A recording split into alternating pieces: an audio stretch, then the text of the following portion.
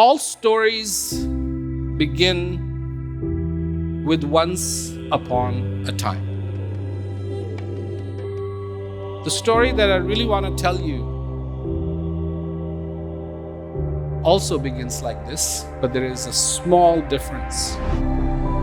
And the difference is once upon this time.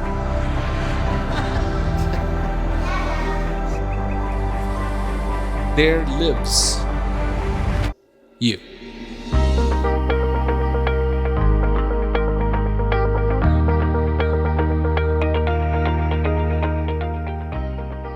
Hello, everyone. I hope you're all doing good. So, again, just to take a few minutes and say a few things that somehow could help you in this life. Sometimes I really feel that every little bit of help that we can get really makes a big difference. Because somehow when we get lost, one of the things about getting lost is you have no idea when you're in the process of getting lost. Everything seems fine, everything seems great, till something comes along and it's like, well, geez, all this looks a little unfamiliar, or I should have been at my destination and I'm not. Where am I going? What is happening? And of course, that's a big realization. Where am I? And then that question turns. And that question turns to, who am I? What is the purpose of my life? When I first came to the West, that was big. What is the purpose of life? People would ask.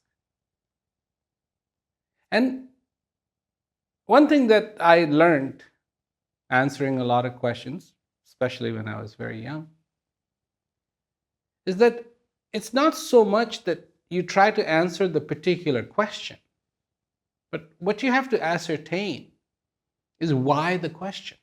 Why is that question being asked? If somebody asks you, is this, number one street? But you can obviously say no or yes, depending on if it is or it isn't.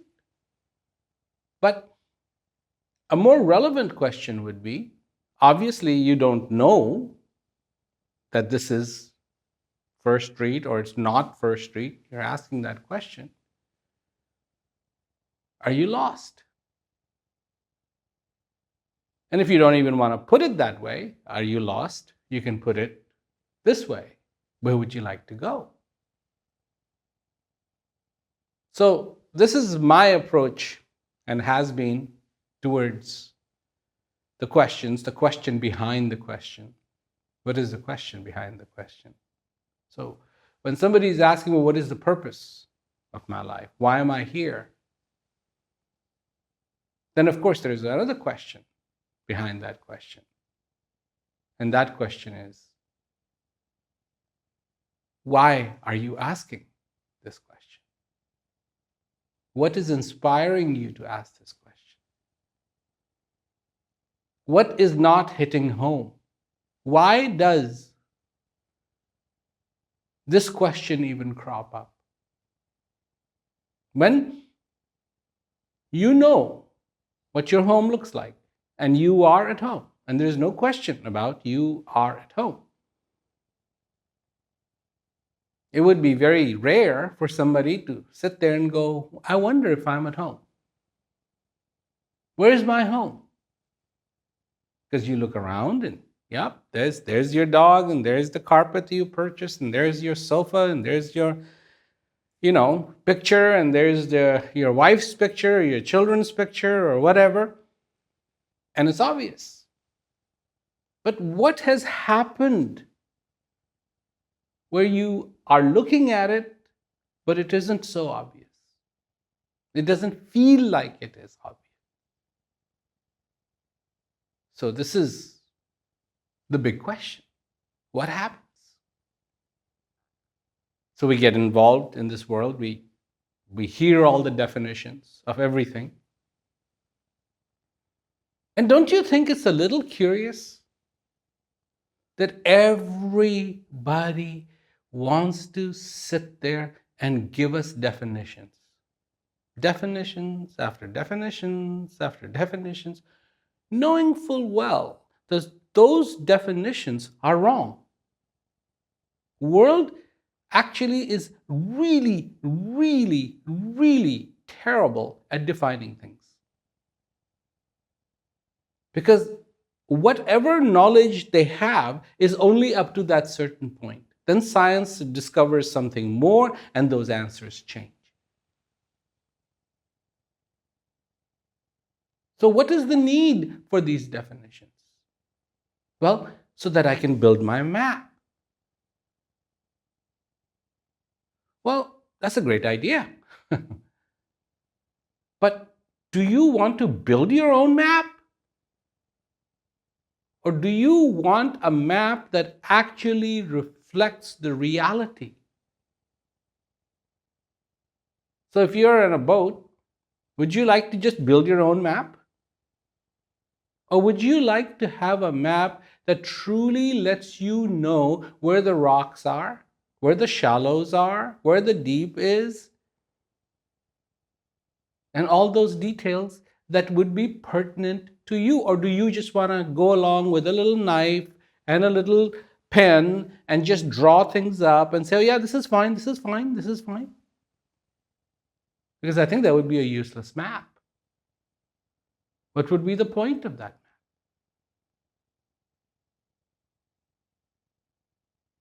So before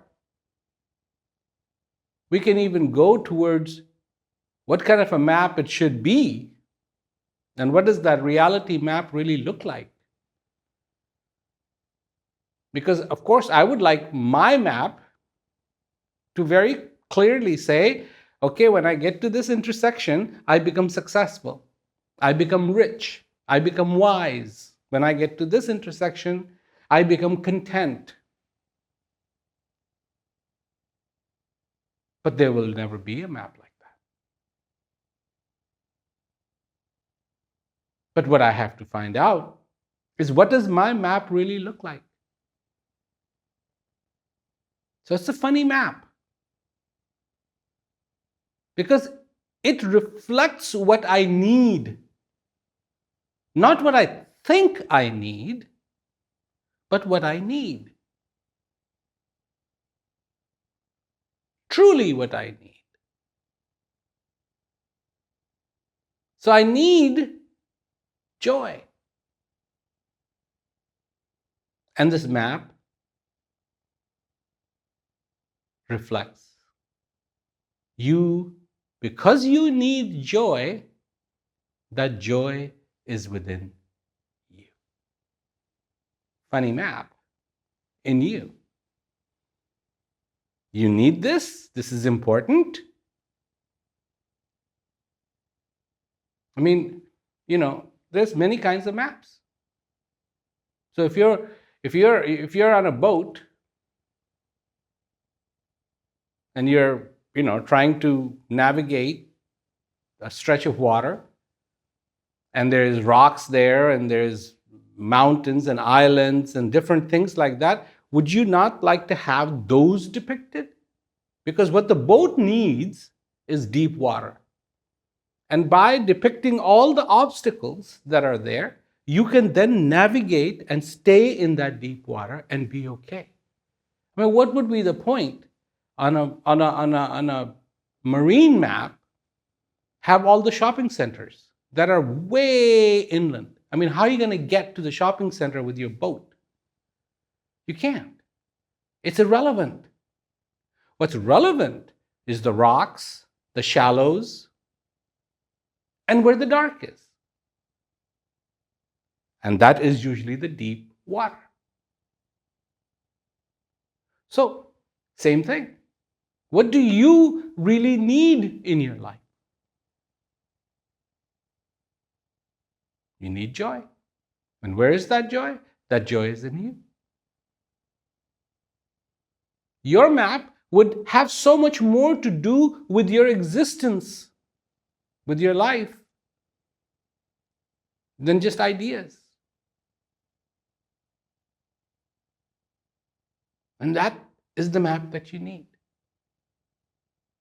A map that truly reflects the needs that I have. If I am navigating and I'm flying from point A to point B, I would like to have all the high points so I don't run into them.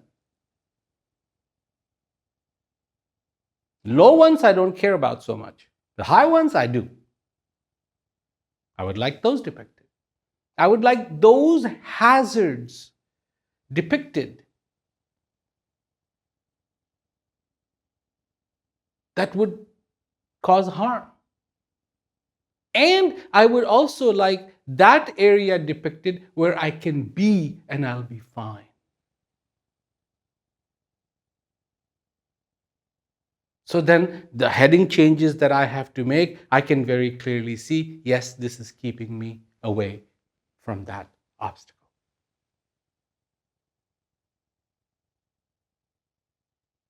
Same thing in my own map. I need clarity. And where is that clarity? It's not on top of some mountain. It is not a list of requirements. It's not a shopping list. It's not in a shopping center. But it is inside of me. What you are looking for is inside of you.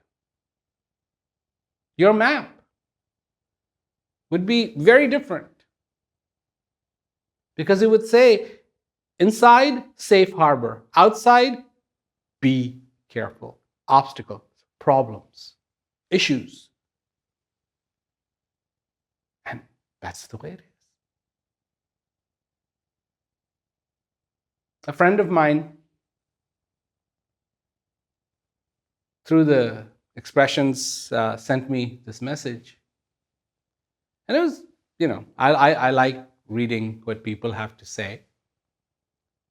People sometimes send me questions, sometimes just, thank you. I like reading it. It's been very sweet. And he said, well, I've been, with this person for a really, really long time. And this person doesn't want to be with me anymore. You got any advice? So I've been thinking about it. And all that time, there's two things here. All that time you were with that person, you didn't know it, but it wasn't going to happen. It wasn't going to pan out. And that person ultimately, at the end of the day, wasn't going to be with you, didn't want to be with you, and that person told you so. So now you can look at it as a total waste of time. It's up to you. Or you can say, I had a great time. That was wonderful. I'm not the one to make that judgment. You're the one to make that judgment. And thank you. Thank you to that other person for giving you that wonderful time. Understood? You go your way, I go my way. Not a problem. But this can only happen if you have found your strength. If you haven't found your strength, you have been leaning on that other person, and now really what you're saying to me is that other person has decided to leave, and as that person is leaving, I am falling. What do you have to say? What do I have to say? I want to say to you, if you had a good time, be thankful. And if you haven't yet learned how to stand on your own feet, it's a good time. A good time to learn to stand on your own feet. Will somebody else come along? I don't know. Maybe they will, maybe they won't. If they do, I hope you will stand on your feet, not on their shoulders. Because that is the fundamental requirement of the relationship. What is your relationship? Now, that's it. That's it. That's my answer to that person. He's a friend of mine, so, I hope he takes it in stride. But what is your relationship to this world? Are you leaning on this world, standing on your feet? Or you're totally dependent on this world? And if this world, something happens to this world, something happens to this world, and it gets shaken up, then so do you. Which one is it? Are you all shook up? The world got pretty shaken up. The world leaders, nobody was prepared for this thing. Nobody was prepared for this thing. And when it hit, it was like, yikes. People didn't even know what the extent of this thing is. There's been a massive amount of education going on, believe me. Virus, what is a virus? God, it's been overdefined what a virus is. I think everybody knows now what a virus is. Not that they can help themselves with it, but they all know what a virus is. And all the names, COVID-19, SARS-CoV-2, wow. A lot of James Bonding, and oh my God, everybody full of some good information, but mostly wrong information. Because they're not the source of the information. They're going on to these social media sites, they're going on to all these YouTubes and this and that, and getting all their information from somebody else, and pray to God that they got it right. Because if they didn't, you got it wrong too. And what is it? Oh yes, people are protesting because enough is enough. Enough is enough. And of course people are going to protest. What do you expect? They're still human beings. They have dreams, they have aspirations. They want to be free. They want to be successful. Not just 5 people in the world successful, not 10 people, not 20 people, not 30 people. Everybody wants to be successful.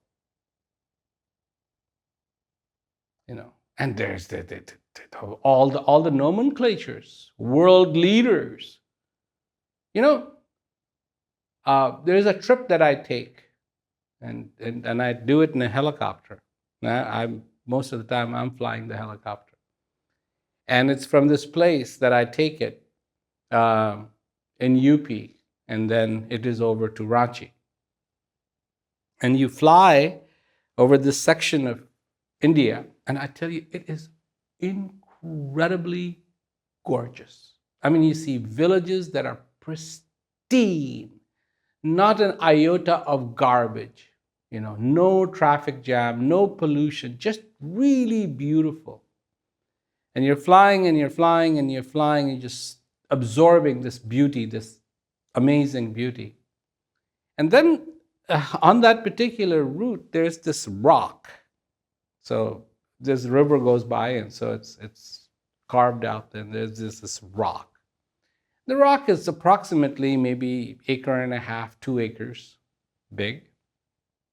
And it's about 700-800 feet high.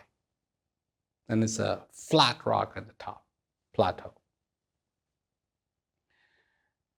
And the first time I flew over it, I was like, nothing made sense about that rock because I couldn't see any pathway going up. There was no elevators, there's nothing. And at the very top, there were a few huts.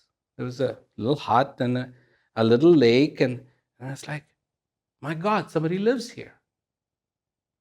And this person who lives here, I mean, there was no satellite dish, there was nothing. And so it's like, how does this person survive? There's no electric wires coming up there. And I'm sure that, it's not every day that he goes shopping. There's no shopping market nearby. And he has to make his trek. He has to trek down from this 700-800 feet rock, go somewhere. And I'm sure he does it, maybe once every 3 months or something like that. But he has what he needs and he's okay. I can tell you one thing. He has no idea what a world leader is. He has no idea about any of these presidents or prime ministers around the world. He probably doesn't even know the names of most of the countries in this world. But he is a human being and he is very alive.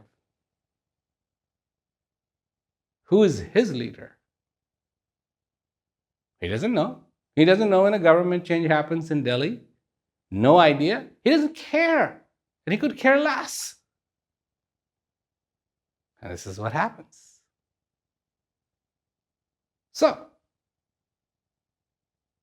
you have a need. And it goes beyond what the demands and the wants of this world are. And that need that you have is to feel fulfilled, feel content, feel real, feel the joy. And here's the good news.